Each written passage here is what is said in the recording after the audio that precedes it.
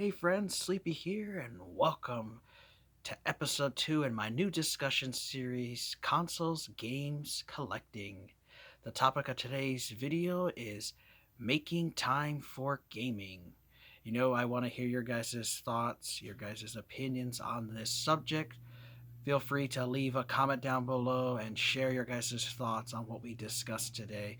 Love to hear your guys' viewpoints and opinions on this. This is the whole reason why I created this series, as I just love talking about and discussing video games with people who share my passion for gaming.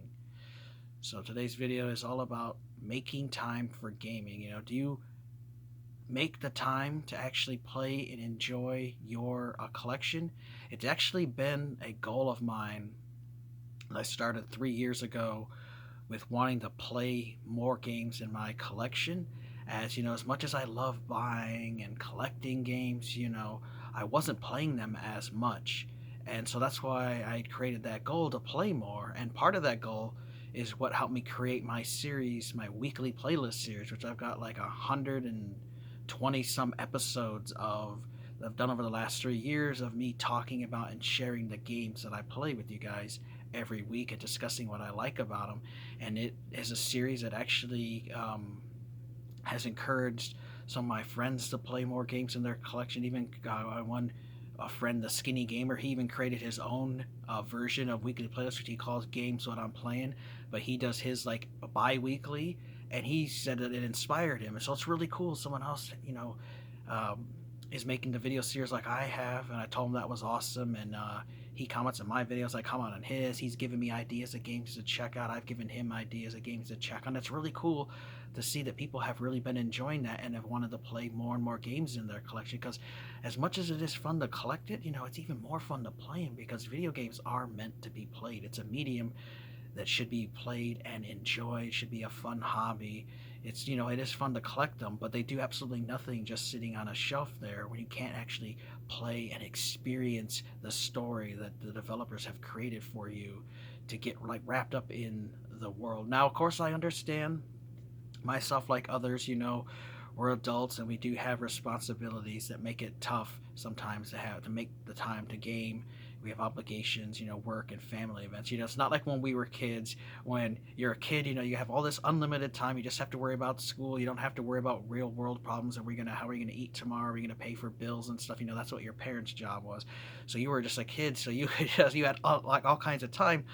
But we didn't have the trade off, is we didn't have the money, just the game like we do as adults. We a lot of us, we only got games like on your birthday or like Christmas time, or maybe sometimes you might got an Easter or a very special gift from a relative or a friend or something. You know, we didn't have money to just buy endless amount of games like we do today. Didn't have all that disposable income as a kid, and sometimes you got an allowance. Like I got an allowance, but I had to do chores for my parents, like vacuuming, helping my mom do laundry. I used to go with her to the laundromat, help her with setting the table and helping with dinner, and vacuuming the house and cleaning, and helping my dad clean the car. And I would help my dad change batteries and alternators and starters. And so that's how I learned a lot of stuff about working on cars, was from my dad and his friend. And so I got an allowance because I did stuff. Well, I was able to use that allowance to buy games. I would save it up, and I could buy games that I wanted to. And that's where I got my love of buying used games. And then another avenue we had as a kid, you still have today, is you could take your games, stack of games, to the game store, Funko Land, or EB Games and GameStop, or just your mom and pop game store, and you could take the games there and sell them to buy the new game, and trade them credit in, get the money, or get trade credit and buy the new game that you wanted to get so you could play it. And I remember there was a couple of times which I was not really big into selling. I always kind of kept onto my stuff and played the older stuff, so I didn't really sell a whole lot. That's why I have a lot of these still in my collection. Now some of this stuff is just worth a crazy amount. I got it years ago and just kept it. But even before, I remember my dad's like, "Okay, you guys sure you want to sell these games? Because you're getting rid of like 7 or 8 games here, and you're only getting one game. And once they're gone, they're gone." And we would do that, and sometimes I would regret it selling it. And but usually if I would sell something, it was just something I wasn't interested in. Like someone would gift us a game or something, and you would play, and you're like, "Yeah, this is kind of boring."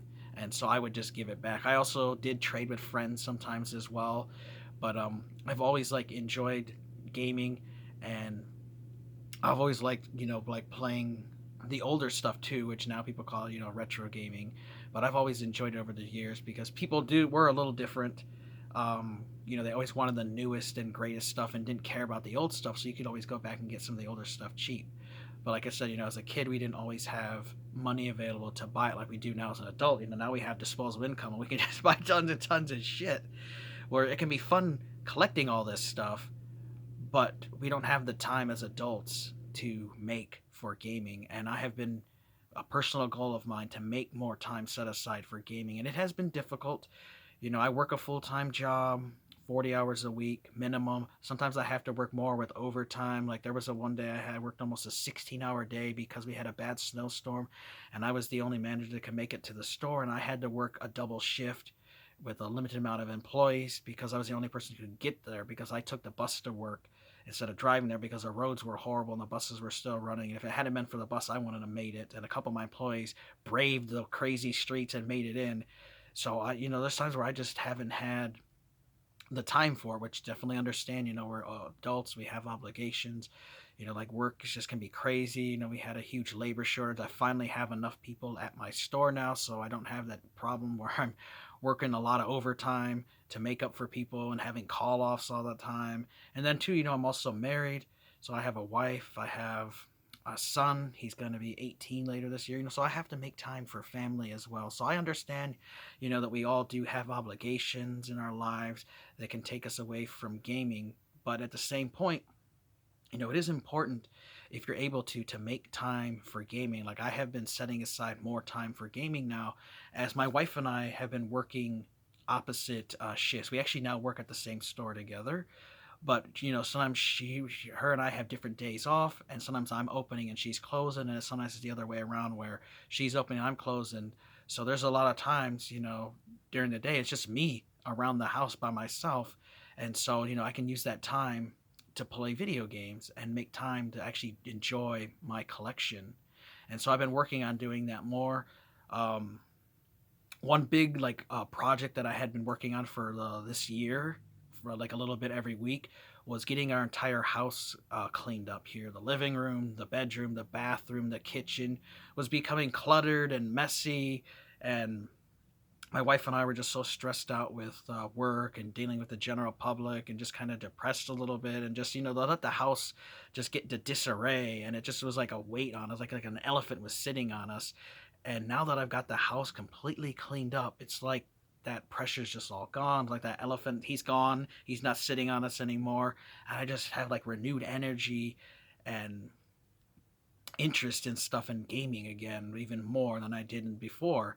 And it just kept myself, really happy and positive. And so I've been able to have more time for gaming now that I got that taken care of. My wife's a lot happier because the house is all nice and cleaned up again, and we got rid of clutter and extra shirts and stuff we didn't clothes. We got rid of a few things of furniture. I got rid of pots and pans, and we had several different dish sets, which I have a nice dish set, so I just consolidated down to that one nice set, and I just donated all this other stuff to the local thrift stores.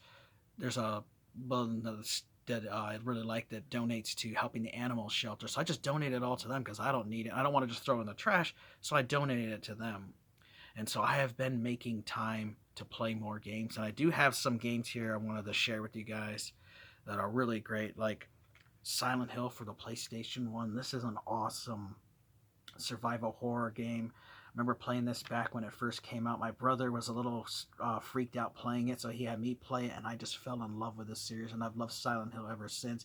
Such a classic game with wonderful memories. I try to play this every year at Halloween. I beat this game probably like, I don't know, 50 times or more. It's just an awesome game that is just easy for me. I mean, I know how to play it. I know where stuff is at. Like I own the strategy guide for it, but I don't even need it because I play it so much. I freaking could just practically run through the game blindfolded. But it's a game I love. Another one I've been working on with my buddy Grant is this Donkey Kong 64 for the Nintendo 64.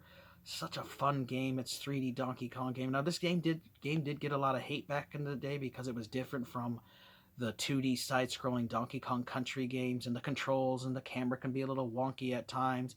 It's just a sign of, when the first 3D games working out the kinks and stuff, but it was just a really fun game. Like, I would love for Nintendo to do a complete remaster of this on the Switch with updated graphics and visuals and control, but have the same game updated. That would be something to be amazing. Of course, it probably will never happen, but it's just a fun game that I love doing, and I love gaming couch co-op with buddies. That's why I like having my buddy Grant come over. Like, he used to come over a lot more. Of course, pandemic kind of put a kink in that for a while, and then we both had just been really busy. But we're starting to resume. This year, he wants to start coming over more on Monday nights of us gaming, and he really is looking forward to checking this out. So he's supposed to be coming over here soon again, so we can check it out and finally beat this game, because I'm looking forward to that. Another one that I really love is this Tokyo Extreme Racer 3, which I love the Tokyo Extreme Racer series. It's a fantastic racing series set in racing on the highways in Japan. And this one is my favorite of all the games because it has the most rivals. There's like over 600 um, cars and 200 miles of track from with 3 different cities. It's like pretty much has the most content of this game. And the basic premise of this is you race around the streets at night on Tokyo. You start out with kind of a crappy car, and then you have to have one-on-one races with other drivers. And the whole point is whoever's in the lead, you have to get ahead of that enemy, and you'll deplete their bar because you have a spirit bar. And whoever's bar depletes is the loser, and you win the race and you win money and stuff, and then you can use that money to upgrade your car and buy new parts and buy new vehicles, because the game is not easy, and there are different groups and like clubs in the game, and they have club leaders. You have to beat all like the lower guys in the group, and then you get to challenge the boss and beat him. And sometimes when you beat him, you actually unlock his car, or you might unlock the new parts or something. There are some guys called Wanderers who are like random, like super racers. You beat them, you can unlock secret stuff in the game. So it's just a series I really love that I played ever since the first one on Sega Dreamcast, and I have the Tokyo Extreme Racer 2. And the very last game they made was on Xbox 360 that a lot of people didn't know was part of this series. Is actually called Import Tuner Challenge for the 360, and it looks amazing, and it's one that I'm looking forward to diving into. So that's another one I really loved.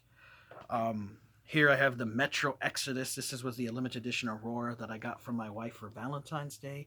This is awesome. I loved the first 2 Metro games, and this was the great sequel that like expanded upon the game even more, brought new elements and stuff. You actually got to get out of Moscow and explore other parts of the world, which is just really cool. I never did fully beat this game, so I do need to resume my journey in it, as it is a fairly lengthy game. You have moral choices and stuff to game. It's a first-person shooter. The music, the ambience, everything about it is just fantastic. All AAA visuals and graphics. Everything about this is a AAA title. Highly recommend the Metro series. So that's another one that's a favorite of mine. Here's one that I've been playing recently, and that is Warhammer 40,000 Space Marine. This is an awesome game. I've shared it in a bunch of my weekly playlist videos. Absolutely love this game. It's something I think you guys should check out because it's a third-person shooter slash hack and slash that kind of reminds me visually of Gears of War with the storytelling, and it's gritty.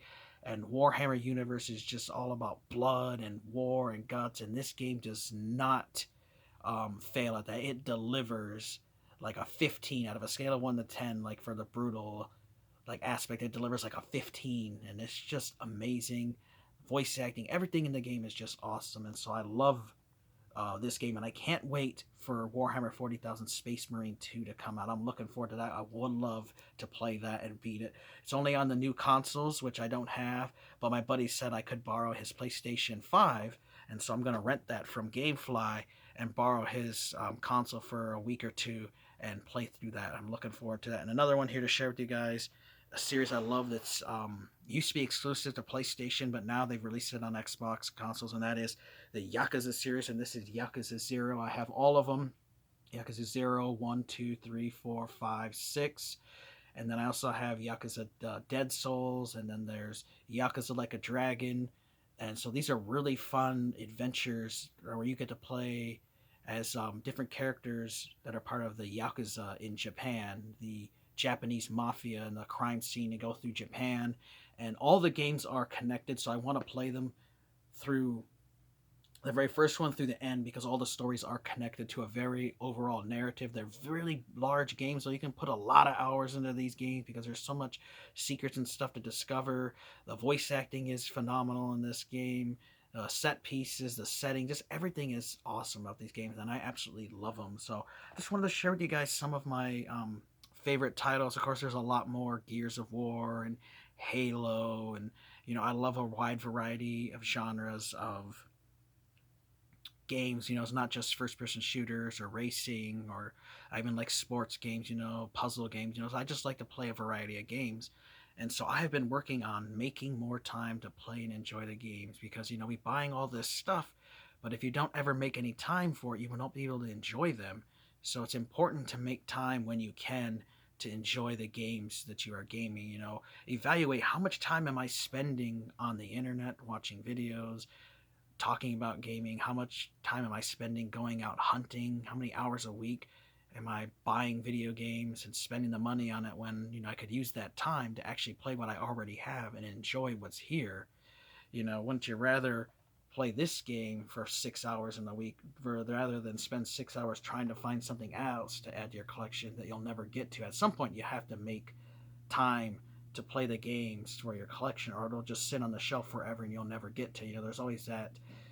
People always say, oh, I'll play it later, tomorrow. Well, tomorrow never comes, and eventually you'll wake up and you're 60 years old, and you only have so much time in your life left, and you'll never be able to play everything. So it's important to make time for gaming. And so, like I've said, I've been making time myself for gaming, and of course, everybody has different obligations. Like I've been fortunate now with um, having more time to play games. I'm also playing more games now and staying home more because of just the cost of everything, inflation, and gas prices are like over $4 a gallon here, so I'm not going out as much.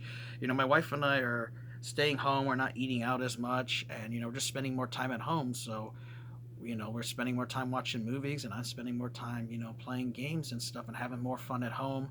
Or if I go outside somewhere, do something fun like go to the park or go for a hike or something, something that doesn't involve, out there spending money. There's plenty of things you can do without spending money, and being able to play and enjoy your games is one of them. And so that's why I've been having a lot of fun, and I'm always looking forward to playing more games, because there's so many in my collection that I can't wait to get into, dive into these worlds, because it's a great way to escape from how shitty the world has become right now. For me, it's a nice little escapism. I know my buddy Dean is similar. That's why he has his channel here and talks about escape to gaming, because it's just a great way. You can get yourself lost in a world, forget about your problems for a little while, and just focus on having fun, enjoying this story that somebody crafted for you. I mean, because games used to be just a simple like get scores, but nowadays these games have such deep emotional stories sometimes, and you can really get sucked into the world. And you can start, and next thing you look outside and 8 hours have passed and you can't believe, because you just got that so sucked into the world. So it's really important to make time for gaming. Make time to enjoy your collection. Yes, it's fun to collect and buy it, but it's even more fun to play and enjoy your collection, because at the end of the day, video games were meant to be played. It's a format that is meant to be played and enjoyed, so you can understand what the developer wants you to see. Want to be able to watch and experience the story they crafted for us to experience. So that's why I make time for gaming. I'd love to hear your guys' thoughts on this discussion. Have you guys been making time for gaming? Do you guys make time? I understand we all have obligations that can make it difficult, but it's definitely something I think you should do if you have a collection, is to play and enjoy it. But I'd love to hear your guys' thoughts, your opinions, your viewpoint on this topic. Let me know. Leave a comment. I'd love to read it. I want to thank you guys for watching. Take care. You guys have an amazing day, and Sleepy will see you next time.